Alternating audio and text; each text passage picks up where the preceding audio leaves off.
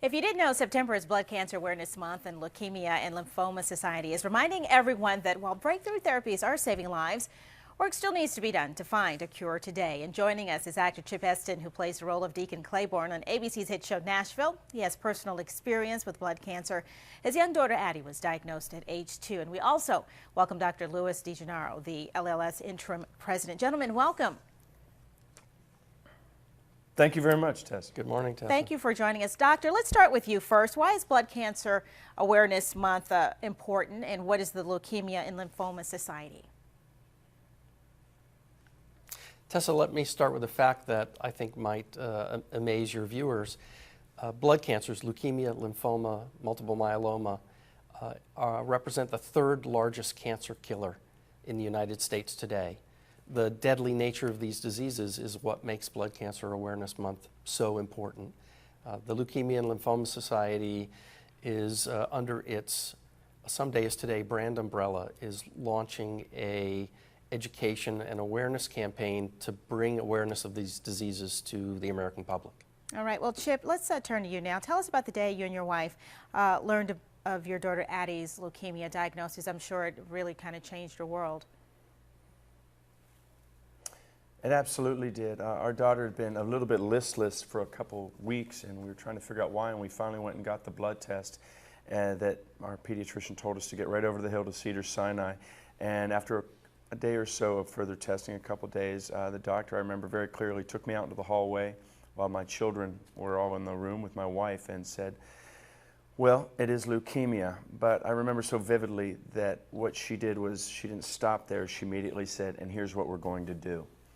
And she told us that it was an 85% survival rate at that point, which was so much larger than I knew than when I was a child.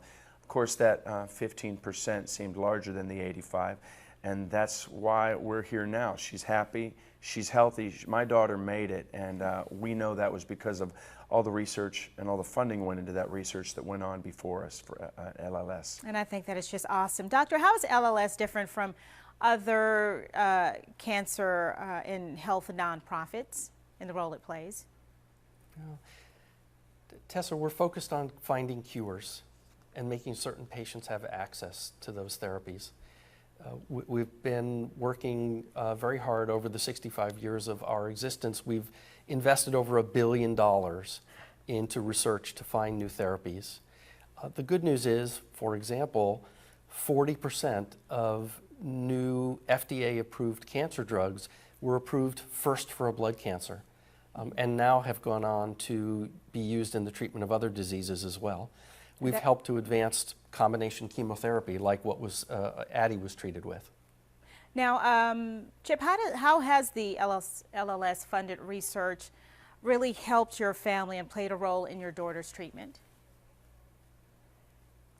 Well, that LLS-funded research, definitely, we've checked and we've wanted to find out for sure, and it is part of the combination of drugs that went into the chemotherapy that saved my daughter's life. That was LLS-funded, and they've made advances since then.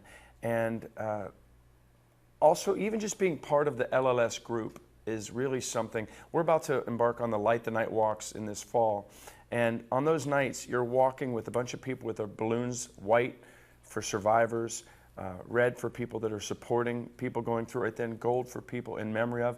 And to have all those people together, when you're diagnosed or when your family has a diagnosis, you feel very alone, feels very dark. So to see that sort of power coming together, it's very symbolic of the power of all the people that are coming together to help the funding, especially in this month that we're in right now.